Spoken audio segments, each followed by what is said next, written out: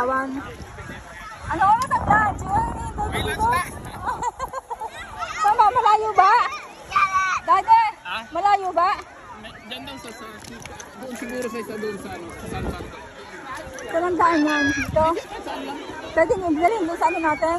Sa upuan? Oo. Oo naman. Kukuha ko. Mamaya na! Pagkain lagi kitang dagkain eh. Pag-isip ko.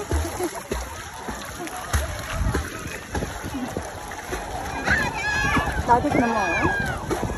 Wala na naman o. Ano? Ito pino ang buhangin ko sa ilalim.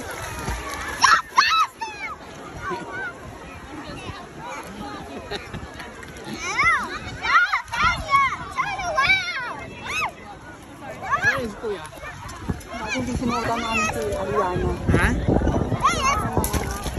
Ay, pinatanggal nila eh. Ano na naman sabi yun? Dalawa naman kami nagbabantay. Hindi pa babayaan eh siguro. Kung si Toby yan, siguro sabihin yan, bayaan niya muna makainom ng tubig. Lagi, saluhin niya kagad yan. Hindi ko alam kung saan nila kinuha itong ganito. Nakita ko lang, namamangka natin ang dalawa.